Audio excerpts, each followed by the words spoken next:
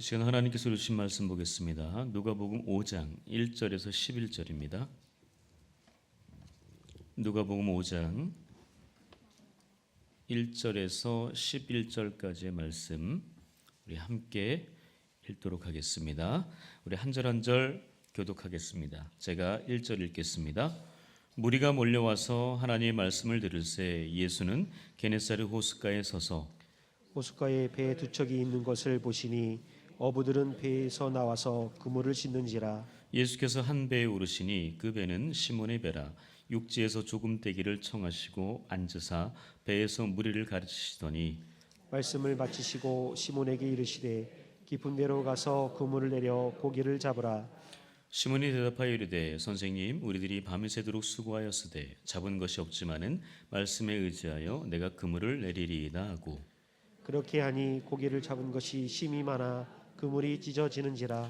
이에 다른 배에 있는 동무들에게 손짓하여 와서 도와달라 하니 그들이 와서 두 배의 채움에 잠기게 되었더라. 시몬 베드로가 이를 보고 예수의 무릎 아래 엎드려 이르되 주여 나를 떠나소서 나는 죄인으로소이다 하니 이는 자기 및 자기와 함께 있는 모든 사람이 고기 잡힌 것으로 말미암아 놀라고 세베대의 아들로서 시몬의 동업자인 야고보와 요한도 놀랐습니다. 예수께서 시몬에게 이르시되 무서워하지 말라 이제 후로는 내가 사람을 취하리라 하시니 함께합니다. 그들이 배들을 육지에 대고 모든 것을 버려두고 예수를 따르니라. 이는 하나님의 말씀입니다. 아멘. 우리 옆 사람이 한번 인사하겠습니다. 건강하시기 바랍니다. 예. 네. 건강하실 수 있기를 바랍니다. 지금 굉장히 날씨가 많이 춥죠? 네. 날씨 추운 가운데서도 오늘 이 수요기도의 이 자리를 지키신 여러분들에게 하나님의 특별한 보호와 관심과 은혜가 있기를 주님의 이름으로 축복합니다. 아멘. 네, 히포크라테스라는 분을 아십니까? 바로 저분입니다. 서양 의학의 아버지라고 불리는 분이십니다. 저분 히포크라테스 선서라는 것을 이야기하셨는데 현대 의사들의 윤리 강령의 기초가 된 아주 중요한 그 이야기들이 써 있습니다. 저분이 그런 얘기를 했습니다. 질병을 대할 때는 두 가지를 명심해라. 하나는 처치를 하거나 적어도 해를 끼치지는 말아야 한다. 그러니까 제대로 된 치료를 하되 그 사람이 절대 해를 받지 않도록 하라는 그 이야기였습니다. 그러니까 저런 것들을 기반으로 해서 저희 윤리 강령이 잘 기록되어 있는 거죠. 그래서 저분이 최초로 성격 분류를 했거든요. 체액론이라고 부르는데 사람들이 가지고 있는 체액에 따라서 네 가지로 분류를 했습니다. 그것이 바로 이것인데요. 다혈질, 담즙질, 우울질, 점액질. 아마 많이 들어보셨을 겁니다. 네, 히포크라테스가 이것을 그렇게 오래전에 이야기했던 건데요. 바로 이 기질이 사람에 대한 이 기질이 체액에 따라서 달라진다고 하는 이 모습을 이야기합니다. 그의 분석이 탁월하기 때문에 지금도 성격론을 이야기할 때, 성격 유형을 이야기할 때 이 네 가지를 반드시 이야기해요. 우리가 많이 근데 이것보다는 더 많이 알고 있는 것이 MBTI 아마 많이 들어보셨을 겁니다. 그리고 애니어그램 그리고 디스크라는 이런 여러 가지 성격 유형 그런 분류 프로그램들을 많이 보셨을 겁니다. 그런데 문제는 이런 것들을 아는 게 중요한 것이 아니라 바로 이런 성격 이런 부분들에 대해서 자세히 아는 것도 중요하지만 바로 이런 성격이 변할 수 있다라는 거. 그러니까 내 성격은 변하지 못해.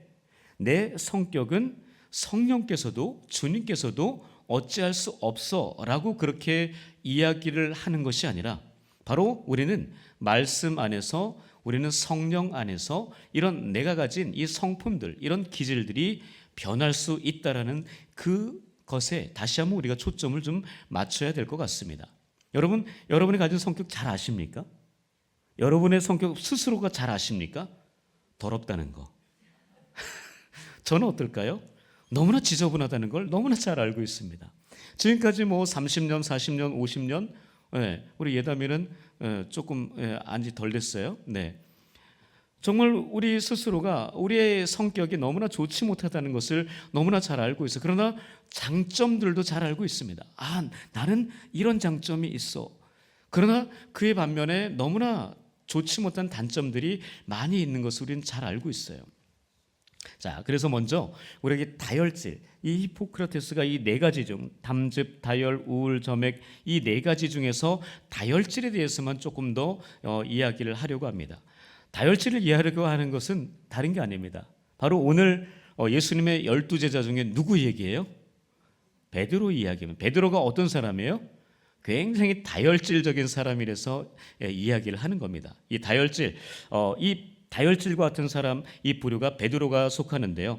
다혈질은 항상 즐겁습니다. 주변 사람들 다혈질이라고 생각하는 사람 상상해 보시면 아마 알 거예요. 이 사람은 굉장히 낙천적이고요. 그리고 생동감이 넘칩니다. 특별히 하는 일 없어도 늘 행복한 그런 상태의 모습이 이 다혈질의 사람이에요. 그리고 자기 생각, 내가 무슨 생각을 하고 있는지 금방 드러나는 그런 사람들의 모습이 다혈질적인 사람입니다. 그래서 이 사람은요, 화투놀이 하면 돈 다 잃습니다. 왜요? 본인이 광이 들어오면 얼굴이 광처럼 해가 나요. 금방, 그러니까 이 사람이 뭐가 들었는지 금방 알아요. 그렇기 때문에 이게 노름을 하면 안 돼요. 다혈질은 안 돼요. 안 들어오면은 얼굴이 벌써 이그러져서 다 압니다. 예. 그리고 표정만 봐도 그 사람이 무슨 생각을 하는지 다 알기 때문에 이 사람 다혈질적인 사람은 절대 화투, 이런 노름, 이런 거 하면 안 돼요. 네. 근데 이 사람은요, 여백이 있어서요, 주변에 사람들이 많아요. 그러니까 늘 사람들에게 정말 호감을 주기도 하고 사람들에게 좀 더 편안하게 늘 웃고 항상 즐겁기 때문에 주변에 사람들이 굉장히 많습니다. 그러나 조금 조직적이지 못한 부분들이 있어요. 그리고 이 사람은 언제 어떻게 행동할지, 무슨 말을 할지 종잡을 수 없는 돈키호테 같은 사람입니다. 그러니까 꼭 우리가 럭비공 같은 사람이다라는 얘기를 하잖아요. 그러니까 어디로 튈지 몰라요. 분명히 그 예상을 하는데 이 사람은 늘 예상을 빗나가요. 상상을 초월하는 말과 행동을 하는 사람이 바로 이런 다혈질적인 사람입니다. 근데 이 사람은요, 또 가만히 있다가도 버럭 화를 내기도 합니다. 자기 성질에 못 이겨서 화를 너무나 잘 내요. 분노를 잘 합니다. 그런데 또 이 사람은 또 화해도 잘해요. 그러면서 근데 이런 얘기합니다. 나는 뒤끝 없어. 벌써 다 사람들은 그 폭탄 맞고 쓰러져 죽어가고 있는데, 피를 흘리고 있는데 나는 뒤끝이 없다라고 그렇게 이야기하는 그런 사람들이 바로 다혈질적인 사람입니다. 근데 이 사람은 머리는 괜찮은데요, 1등은 못해요. 그러니까 조직적이고 집요함이 없기 때문에 늘 2등이나 3등 이런 것들을 한다는 거죠.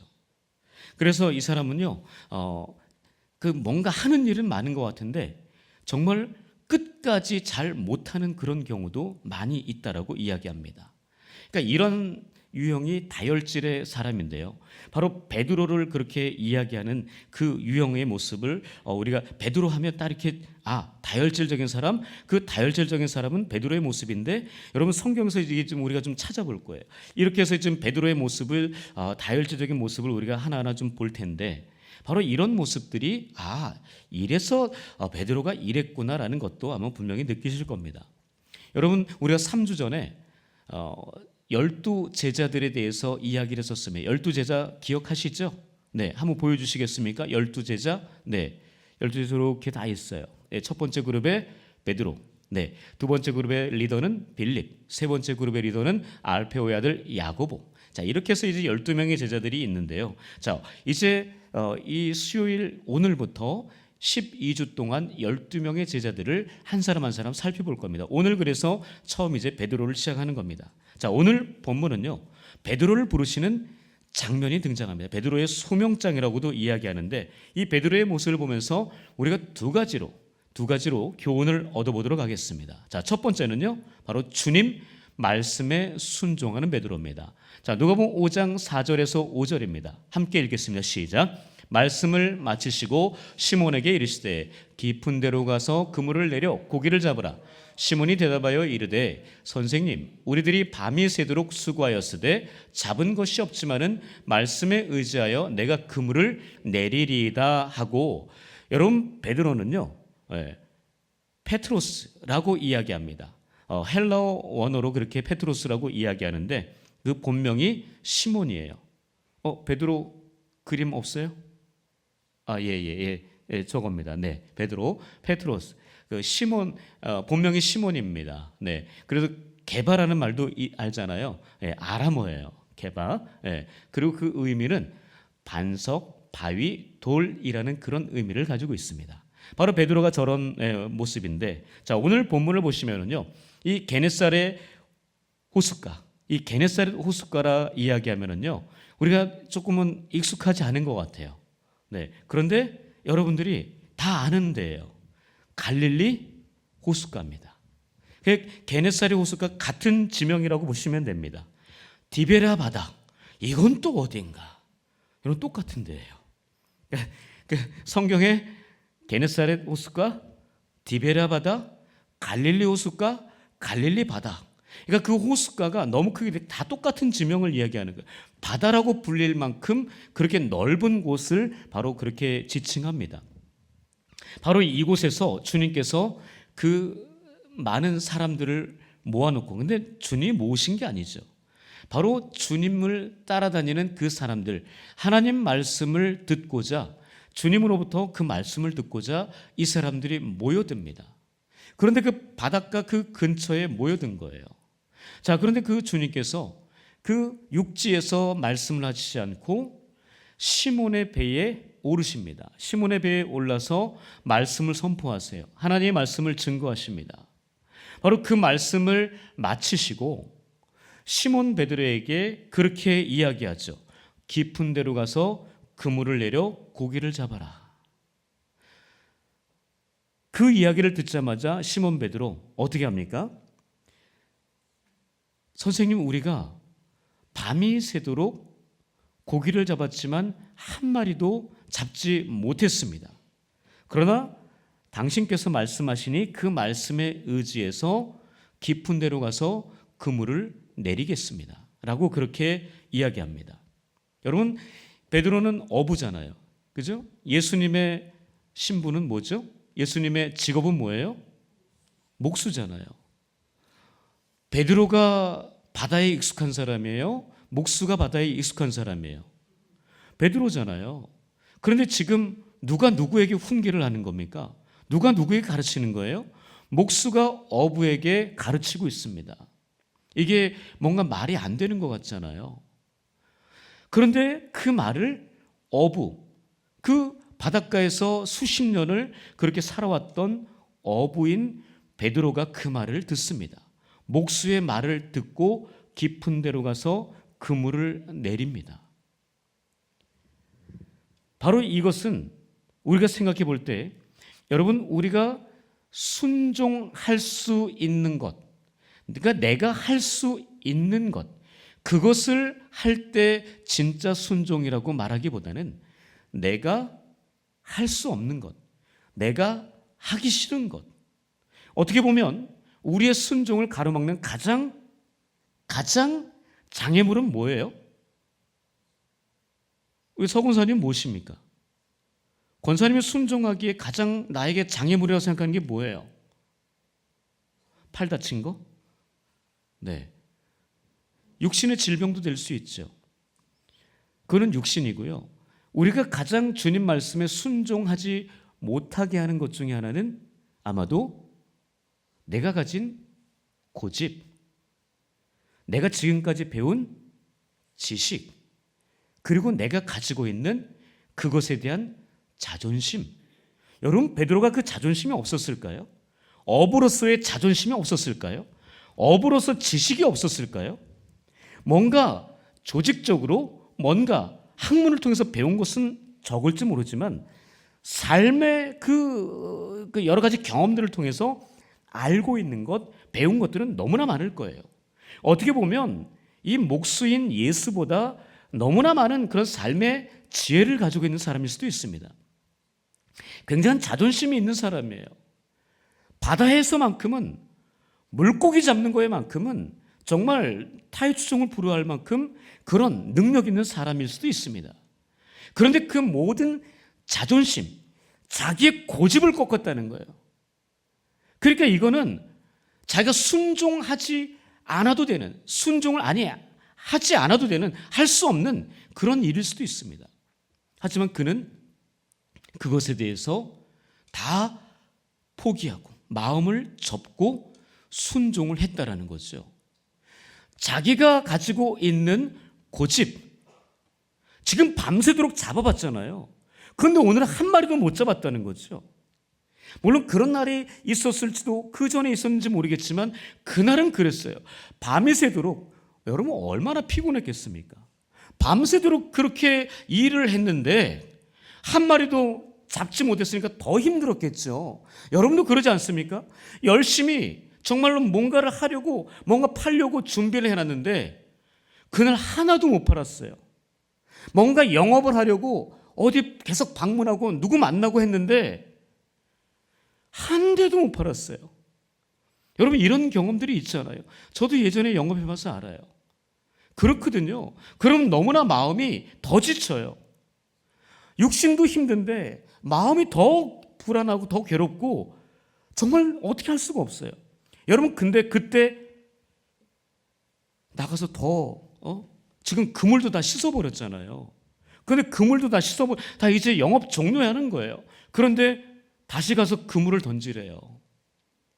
이게 얼마나 힘든 일입니까? 지금 이 순종이 이런 거예요. 이럴 때 순종하라는 거죠. 그냥 할 수 있는 거 하라는 거 아니에요. 어떻게 보면 주님은 우리에게 너무나 많은 그런 것들을 요구할 때가 있거든요. 저건 내가 하기 싫은데 난 도저히 못할 것 같은데 그거 하래요. 그거. 하나님이 주님이 이것만은 안 시켰으면 좋겠는데 너 그거 해. 이럴 때 우리가 정말 난감하지 않습니까? 그러면서 주님과 딜을 하죠. 이거 안 됩니다. 나 못하겠어요. 이렇게 하면은 해주시겠죠? 아니, 난 절대 못하겠습니다. 계속 그런 생각들, 그런 이야기들을 주님과 함께 이야기하면서 우린 자꾸만 딜을 해나가는 건데 지금 이 베드로는 절대 그러지 않았습니다. 이게 성격이에요.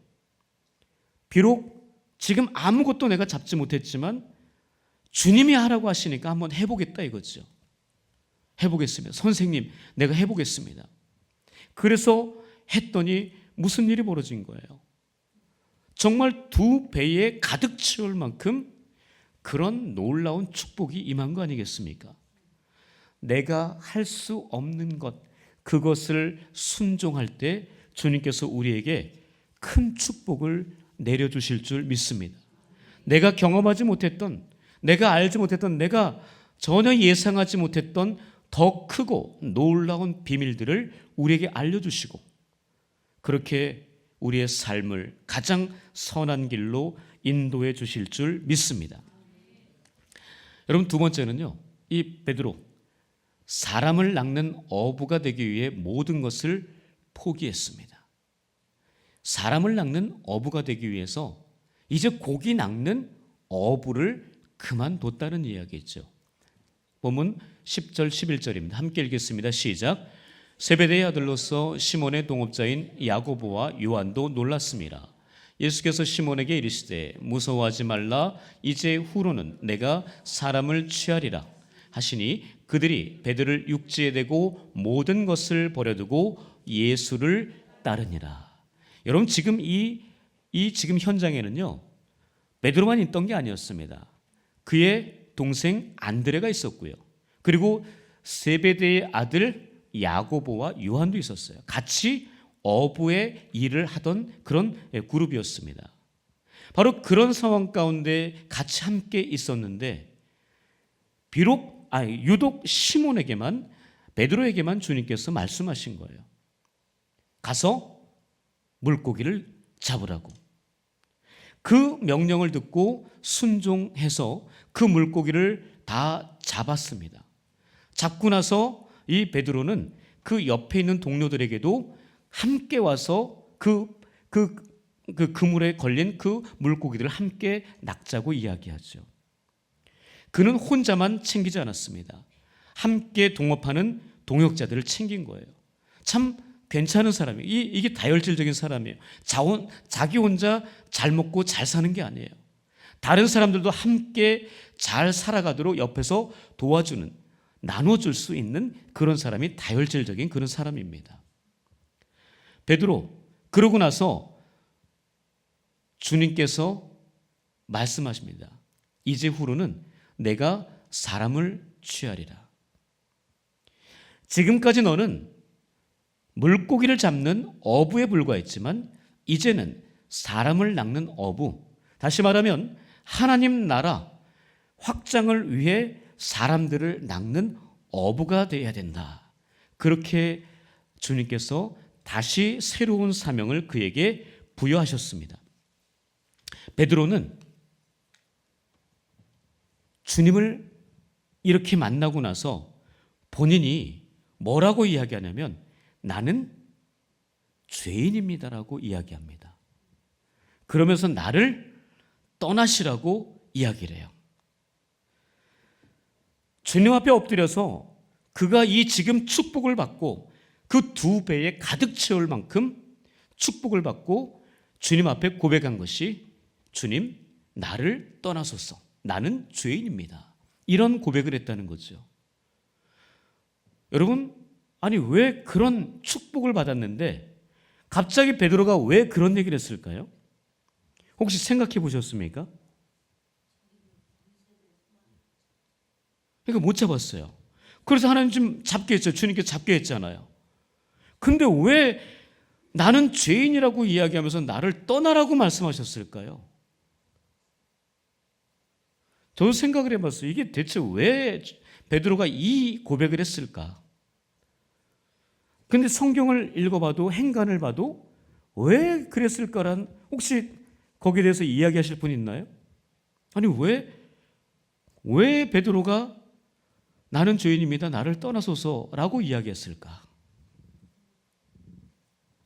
이게 참 애매하더라고요. 이게 뭔 상황인가? 그래서 제가 주석을 이렇게 좀 봤거든요. 주석을 봤는데 거기에 이런 이야기가 쓰여 있었습니다. 이거는 그냥 그 학자들이 추정하는 거예요. 뭐라고 써 있냐면요. 베드로가 지금 오늘 누가복음 5장에 등장하는 이 주님을 만나는 이 게네사렛 호숫가에서 주님을 만나는 이것이 처음이 아니고 그 이전에 주님을 만나서 주님을 따라다녔다는 거예요. 주님을 만나고 주님의 부르심을 받아서 주님을 따라다녔는데 그가 뭔가 마음에 불편함이 있어서인지 주님을 떠났다는 거예요. 주님을 떠났다가 지금 물고기를 잡는 그 상황 가운데 주님께서 그의 배에 올라서 오늘과 같은 상황이 벌어진 거라는 거죠. 그러나 이것이 뭐 성경에 나와 있지는 않기 때문에 정설이다, 맞다라고 이야기하지는 못하겠습니다. 하지만 조금은 이해가 가더라고요. 그래서 본인이 바로 주님을 한번 만나서 주님 부름 받고 쫓아다니다가 이게 아닌가 봐, 이분이 아닌가, 이래서 주님을 떠났다가 다시 이 지금 오늘 누가복음 5장에서 주님의 부르심을 받은 거예요. 이런 상황 가운데서 주님, 나를 떠나소서 나는 죄인입니다라고 이야기를 했다라는 겁니다. 딱 이렇게 해보니까 그게 조금 저도 인정이 되더라고요. 그러나 그게 다 맞다라고는 볼 수 없지만 그럴 수도 있겠다라는 생각이 들었습니다. 여러분, 우리가 주님을 만났다가 교회 다니고 그리고 교회에서 열심히 봉사하고 그리고 또 우리는 뭔가 사람들에게 상처받고 또 교회에서 뭐 상처받았다, 목회자한테 상처받았다, 뭐 이런저런 이야기를 다 늘어놓으면서 또 교회를 떠나기도 합니다. 주님을 떠나기도 해요. 그러다가 어떤 계기가 돼서 다시 주님을 만나는 그런 또 축복을 누릴 때가 있습니다. 그때 우리에게 드는 마음이 그거 아닐까요? 주여, 나를 떠나소서, 나는 죄인입니다. 바로 이런 모습이 지금 이 베드로가 고백한 그 모습이라는 생각이 저도 또한 들더라고요. 어쨌든 베드로는 주님 앞에 납작하게 엎드려서 자기 자신의 잘못, 지난날의 잘못을 회개하며 하나님 앞에, 주님 앞에 엎드렸다는 겁니다. 여러분, 우리가 오늘 이 밤에도 베드로의 이 모습처럼 납작하게 주님 앞에 엎드릴 수 있기를 축복합니다. 우린 연약한 사람이에요. 베드로처럼 늘 우리는 실수하고 넘어지는 사람입니다. 그래서 주님 앞에 다시 떠났다가 다시 돌아오는 그런 일들도 우리에게는 벌어질 수 있어요. 여러분, 베드로, 여러분 잘 아시잖아요. 얼마나 실수가 많았는지. 여러분, 마태복음 16장에 가면은요, 가이사랴 빌립보에서 주님께서 물어보십니다. 제자들에게, 야, 사람들이 나를 누구라고 하더냐? 라고 얘기했더니 뭐라 그래요? 사람들이 더러는 세례 요한 또는 엘리야 또는 예레미야나 선지자 중에 하나라고 그렇게 말합니다. 그 주님 뭐라 그럽니까? 그럼 너희들은 나를 누구라고 생각하느냐? 그때 베드로가 뭐라 그래요? 주는 그리스도시요 살아계신 하나님의 아들이십니다라고 마태복음 16장 16절에서 이야기하거든요. 그 이야기를 들으신 주님 너무나 마음이 좋았습니다. 그래서 바요나 시몬아, 내가 복이 있도다. 이 이야기를 너가 할 수 있는 것은 네 입에서 나온 게 아니고 네 생각이 아니라 하나님께서 주신 이야기다 라고 이야기를 하면서 천국의 열쇠, 다윗의 열쇠를 너에게 준다, 뭐 이런 얘기까지 하죠. 그리고 너의 신앙 고백 위에 내가 교회를 세우겠다고까지 그렇게 주님이 축복을 하십니다. 그런데 그 다음에 문제죠. 그렇게 축복을 받은 이 베드로, 바로 이 정도 상황이 되면 이제 이 사람들에게, 이 제자들에게 내가 어떻게 되는지에 대해서, 나의 미래에 대해서 얘기해도 되겠다. 그리고 주님 뭐라고 그러십니까? 내가 예루살렘에 이제 올라갈 텐데 장로들과 대제사장들과 서기관들에게 내가 잡혀서 고난을 당하고 나는 죽을 거야. 그러나 내가 3일 만에 다시 살아난다. 이 이야기를 하니까 베드로가 뭐라 그래요? 주여, 절대 그렇게 할 수 없습니다. 절대 그렇게 할 수 없습니다. 이 일이 당신에게 절대 미치지 않을 것입니다. 라고 그렇게 이야기하죠. 그 말에 대해서 주님 뭐라고 그러십니까? 사탄아, 내 뒤로 물러가라 라고 이야기합니다. 너는 나를 넘어지게 하는 자라고 이야기합니다. 지금 바로 전까지는 얼마나 칭찬을 했어요.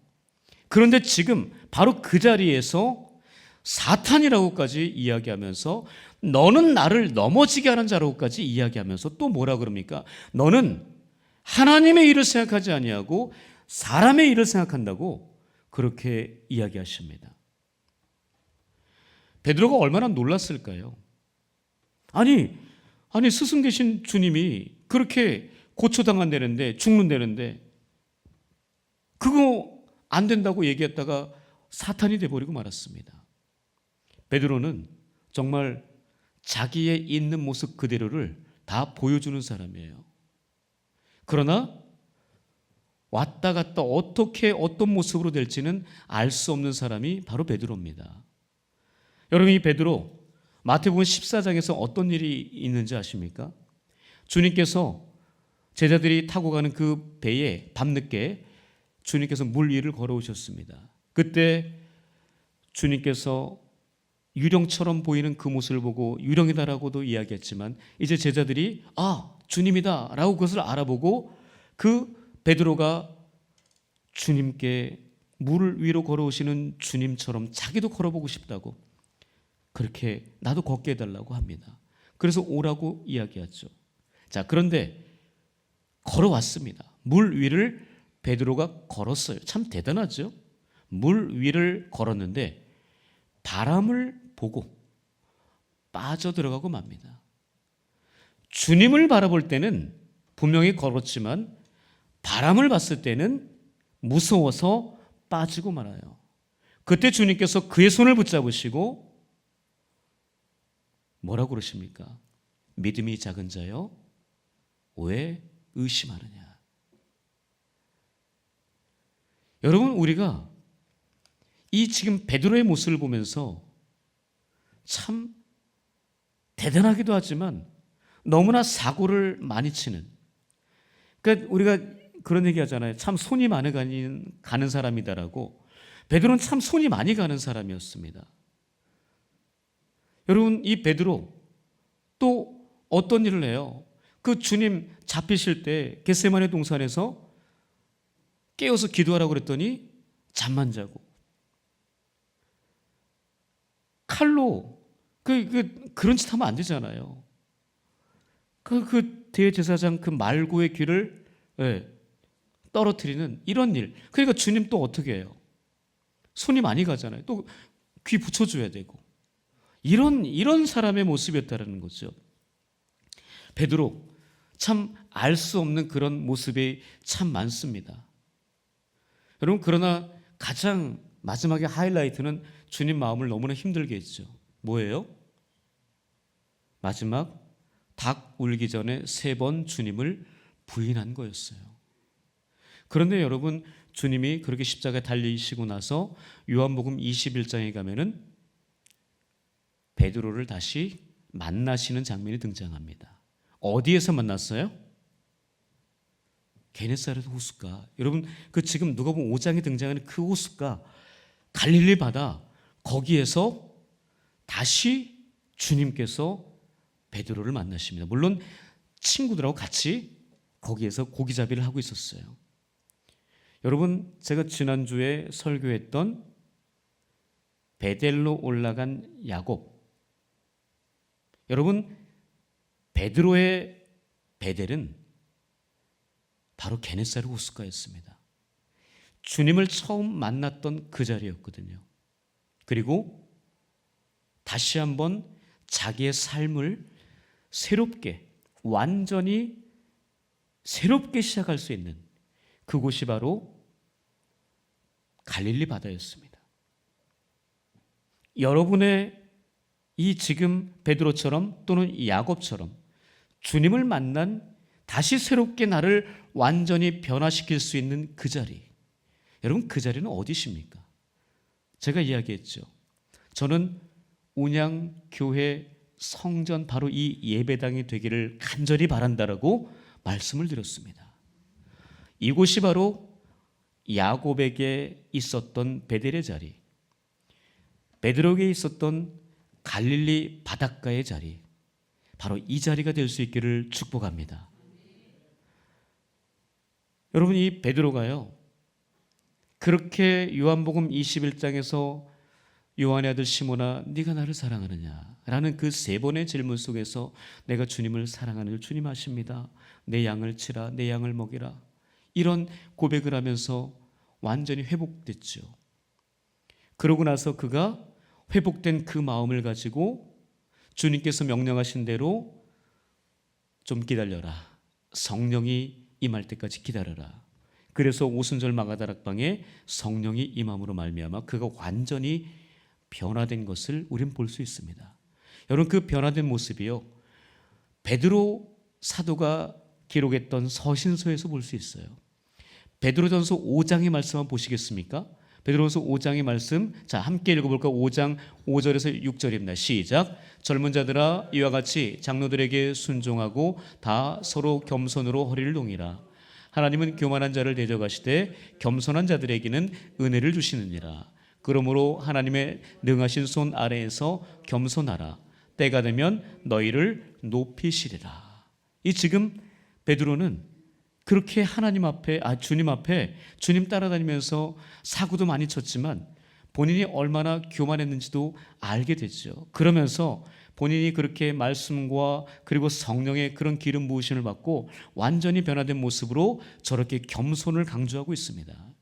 우리가 살아가려면 그런 겸손해야 된다, 그런 이야기를 계속하죠. 그리고 5장 7절 8절도 이렇게 기록하고 있습니다.